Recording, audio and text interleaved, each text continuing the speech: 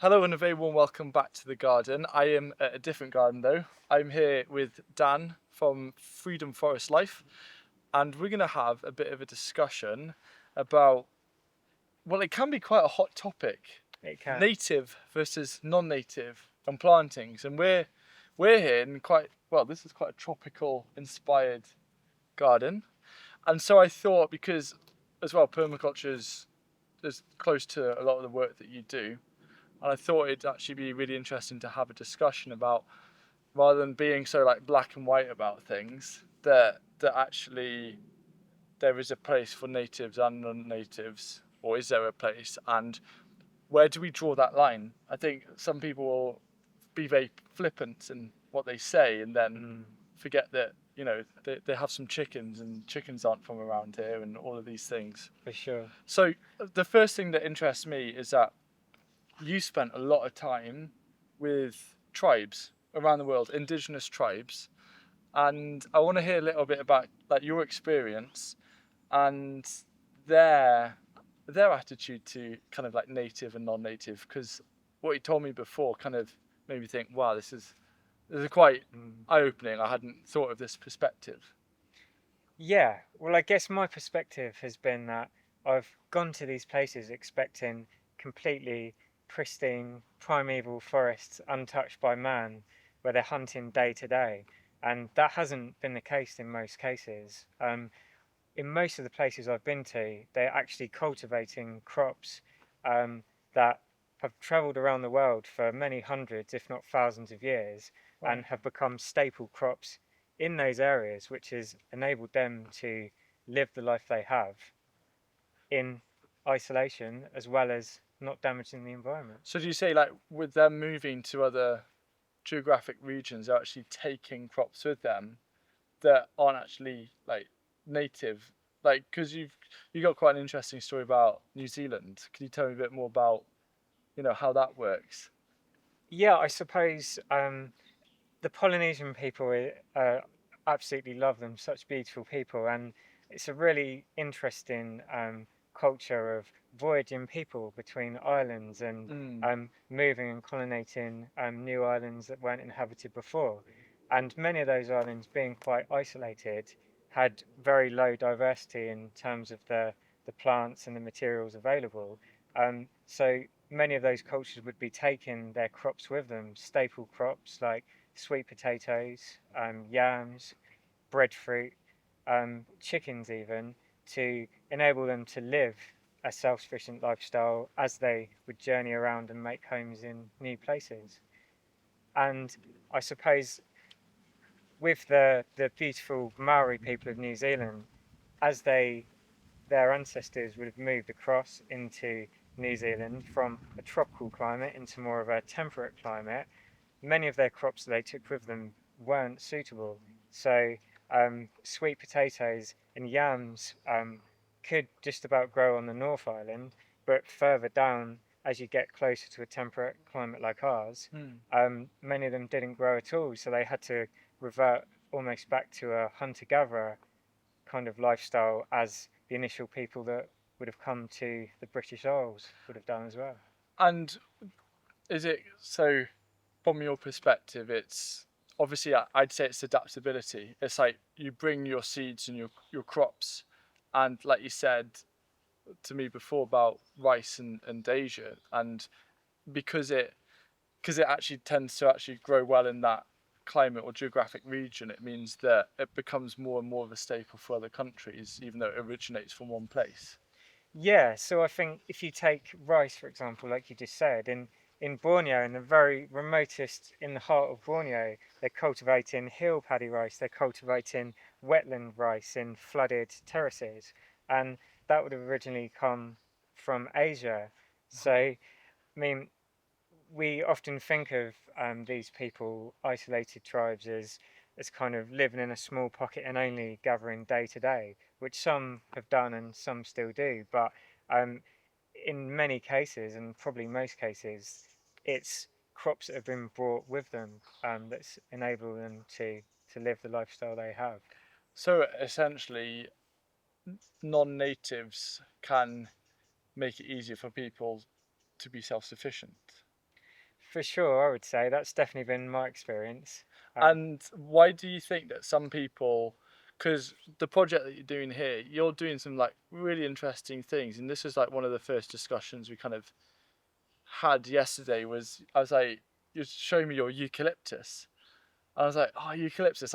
I've heard people have a bit of a bad rap about eucalyptus, and so I Yeah, was actually yeah. quite surprised about your decision for that. And we'll come back to foods, but with eucalyptus, it's we're growing that for some different things, and I wanted to hear like what your justifications were for growing a tree that isn't native, and why you think people might why that might rub people up the wrong way. Mm.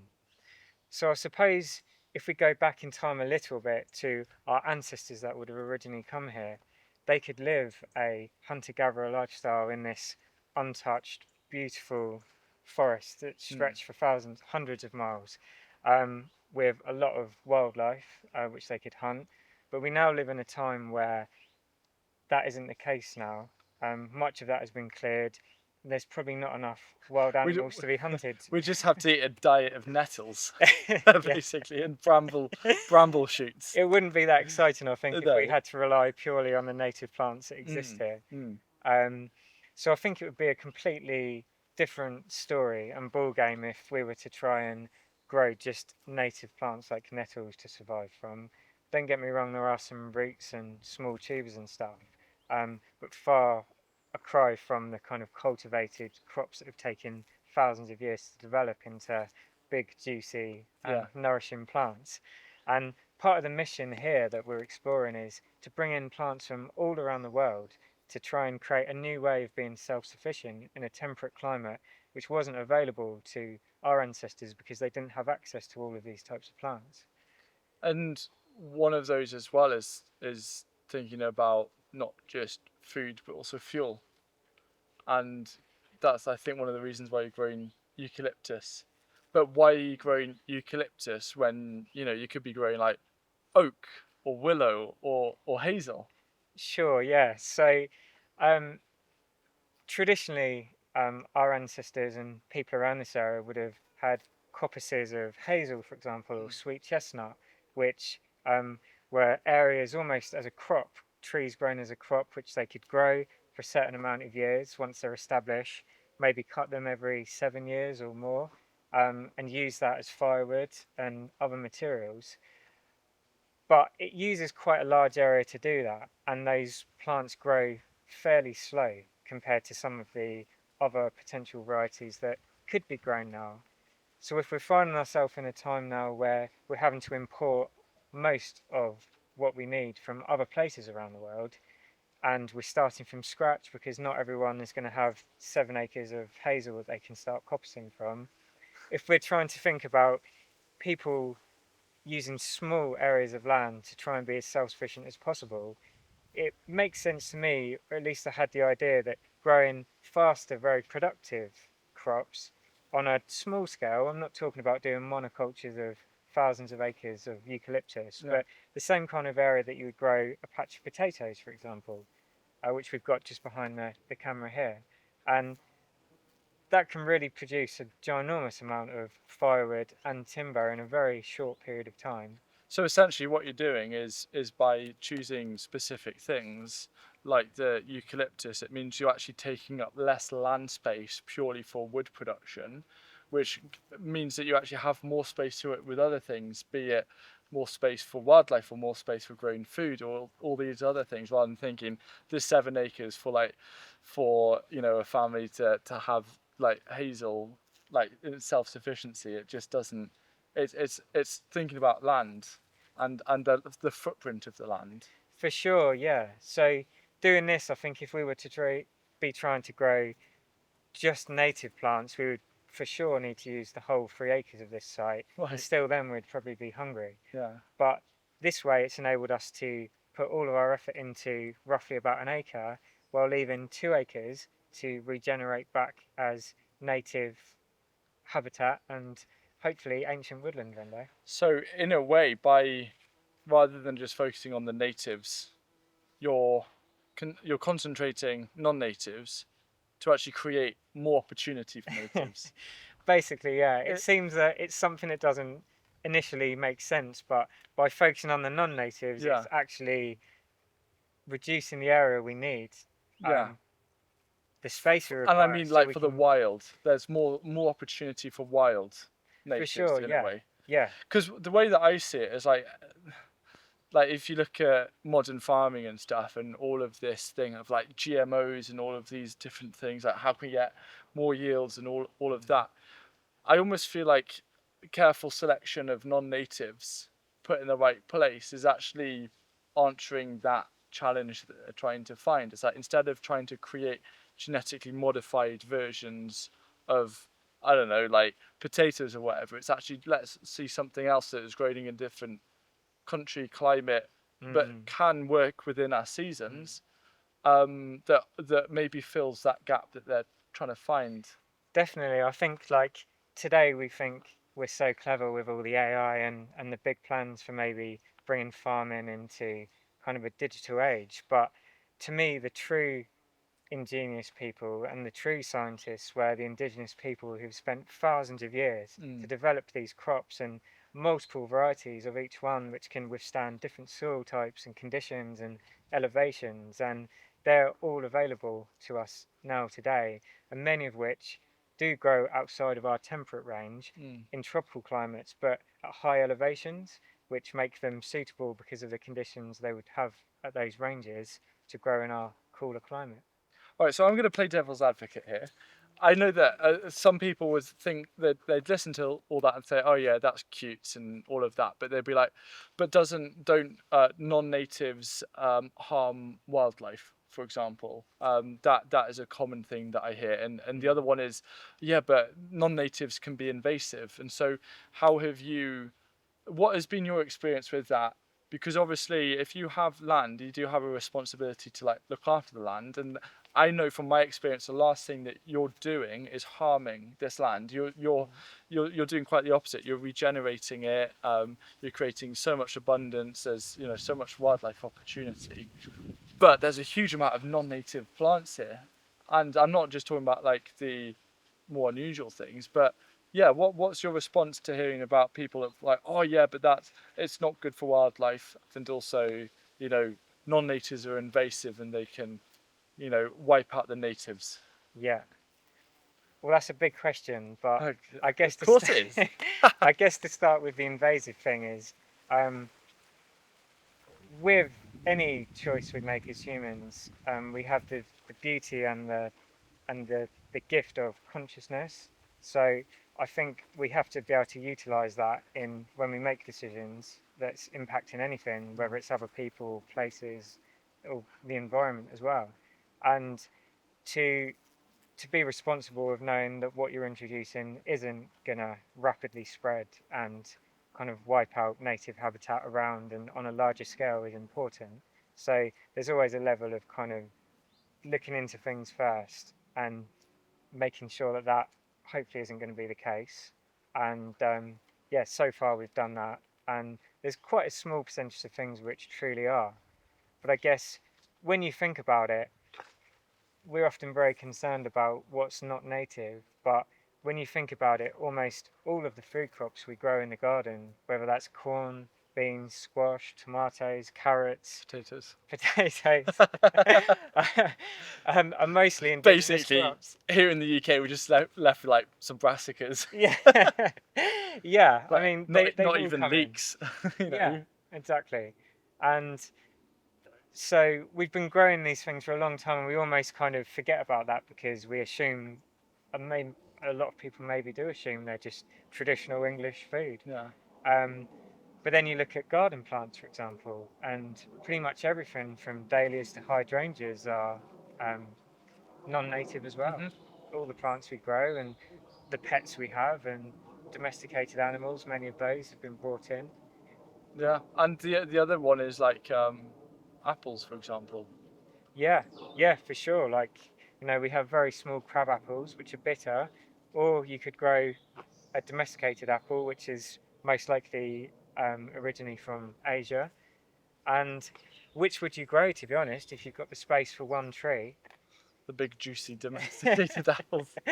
And like those, like I was saying, that most of the Indigenous people I've met are very happy to take on new things that can improve their life. And I think insects as well are the same. They certainly don't make a distinguish between what's native and not.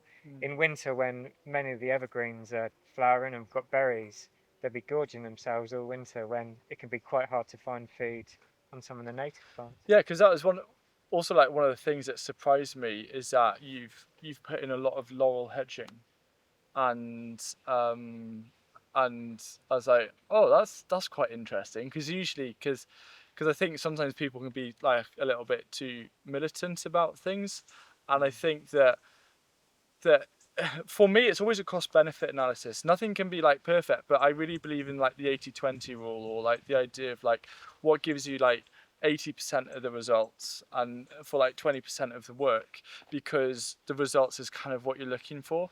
And if you've got like an exposed area, and this is a challenge that I'm thinking about with the top part of my field, I've got an exposed area and I want to be producing food crops on there, and I want them to all be perennial, so there's not going to be, you know, any soil damage. I actually want to be building up the soil. Sure. But the only way, if I want to start that sooner, is if essentially I actually embrace non-natives, potentially like eucalyptus or laurel, to create these like initially like protection or shelter belts.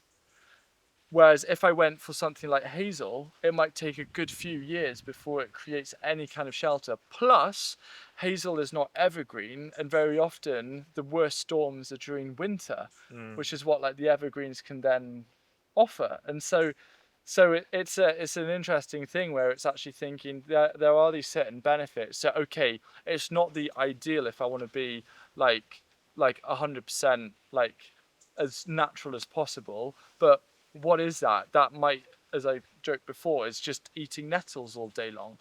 But if it means that the rest of the site becomes a permaculture success that is full of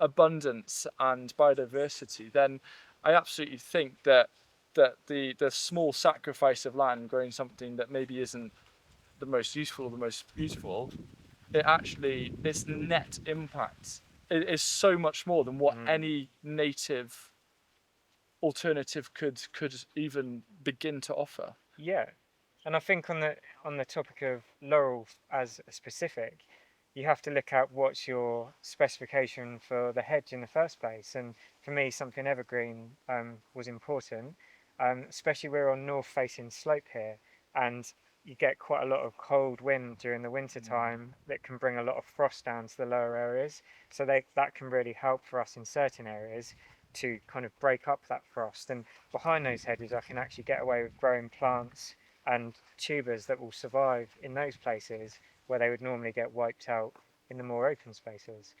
And with laurel, something really interesting that not many people know is there's two growth spurts that we've noticed here anyway, one in spring and one in summer.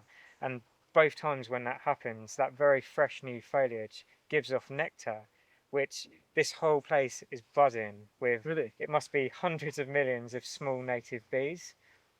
Which we have to think about the native bees as well, because most of the bees we think of are the cultivated ones that are often like brought the in. Italian honeybee or something like that. Yeah, and even if you bring a bee's hive into an area, you're introducing a big population that weren't there before.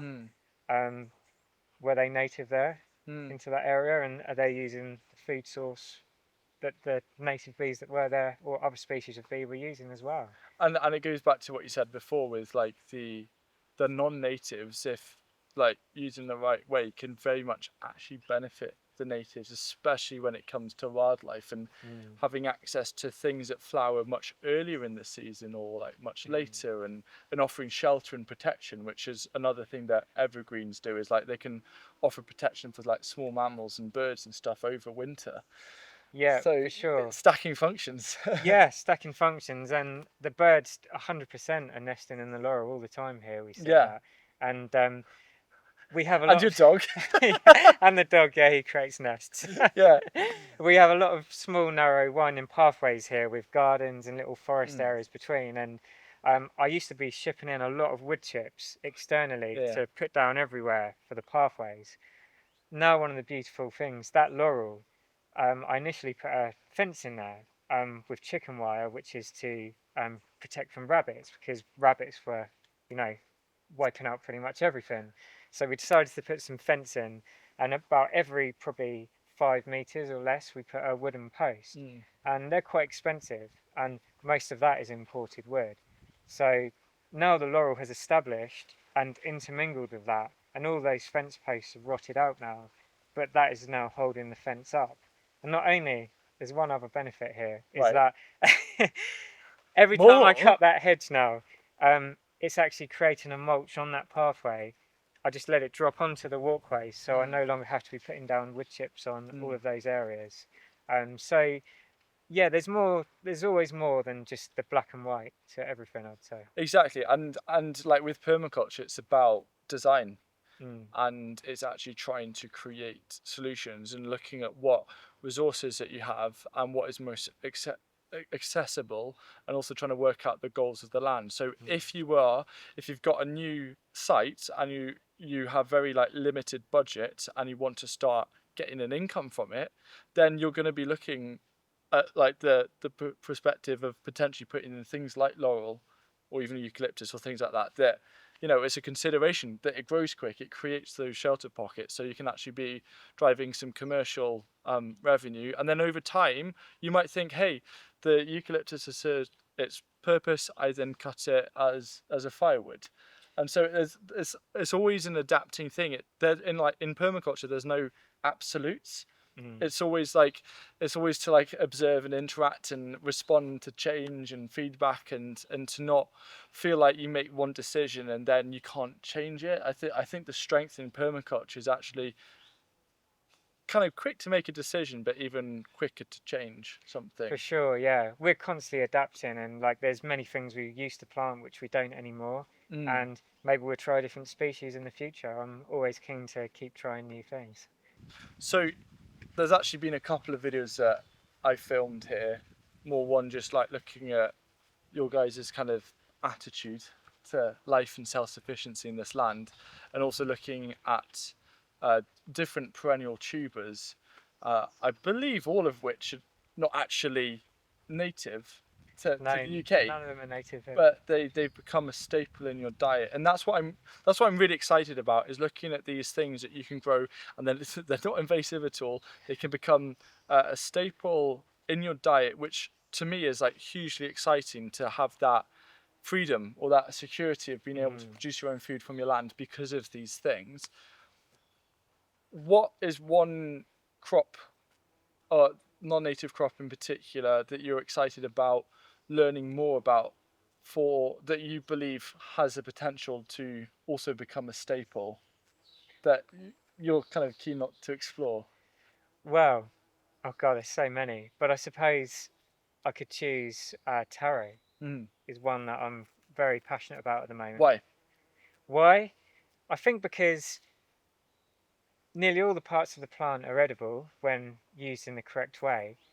Most importantly for us, we are under constant attack and bombardment from rodents, squirrels, rabbits, everything, you name it. And so we lose a large percentage of what we grow to animals and incoming things. And so we've lost pretty much all of our... Grey squirrels are not native, by the way. Not native, no. So we lose so much. We have to grow so much more than what we actually need just to get, say, 20% of the crop, for example. Taro is something which nothing wants to touch because it has a bit of an itchy compound to it when it's uncooked. So nothing is touching it so far, and we're also noticing it has some companion effects for other plants around it. As like a protection, you mean? Yes, for other like your tuber sweet crops. potatoes, which is exciting. That's it. Because those roots are travelling out and things don't want to bite into those roots, they're protecting other things that are intermingled with them, which the rodents and the mice might normally decimate. I love that. So it's quite exciting. So one other point I'd like to add is that for maybe someone who is thinking that we should only be planting native plants, is that the consideration that if you're eating a diet consisting of many of the foods we've spoken about, potatoes and all the common ones like carrots, then you're pretty much forcing, you may have a pristine environment around you, but you're forcing someone else's place to be damaged or degraded by only wanting native plants around you. And I think that's an important consideration, because the way we've been living has been having an impact all around the world in places that we don't see. All right, so if you want to find out more about taro and about the amazing work that Dan and Laurie are doing here at Freedom Forest Life, and also your YouTube channel, links down below and here. And thank you.